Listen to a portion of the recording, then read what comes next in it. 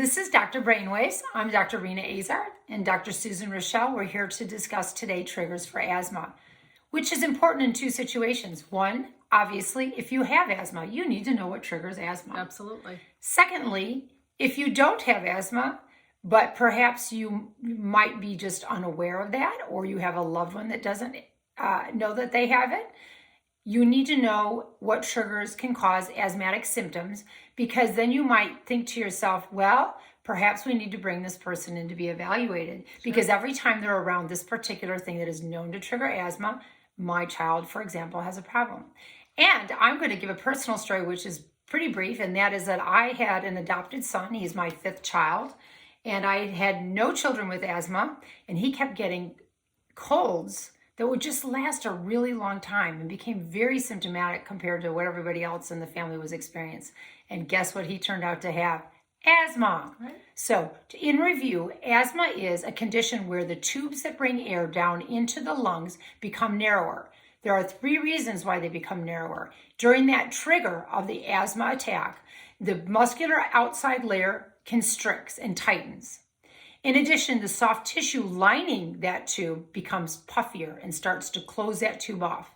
And then one other factor is that the secretions or moisture and liquids that your body makes in those tube airways becomes more abundant, and it's viscous, it's thick, and that also adds to that constricting effect, and that all of that leads to decreased airflow to the lungs. And that's why sometimes we describe it as the three S's: squeezing, swelling, and snot of those tubes or the airways in the lungs. Mm-hmm. So tell us a little bit about triggers for asthma that we should be watching for. So there are a multitude of triggers, and Dr. Azar commented on one. The two most common triggers in the pediatric population are going to be upper respiratory infections as well as allergies. And when we talk about those upper respiratory infections, we're including as particularly the common cold. So those viruses can definitely trigger not just upper, but lower respiratory symptoms. Other things are going to be allergens. And for the most part, those can be seasonal. Trees, grasses, and weeds will pollinate at different times of the year.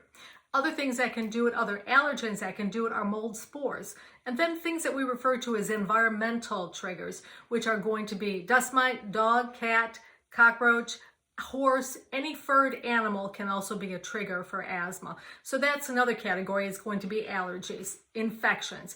Bacterial infections may also do it, and bacterial infections will actually look like a sinus infection. A lot of green snot coming out of the nose, but again, it can trigger asthma. Some of the less obvious triggers are going to be emotions. So we always ask patients, when you laugh really hard, does it make you cough? Because unfortunately, that can be an emotion that will trigger a symptom. So it is a common trigger.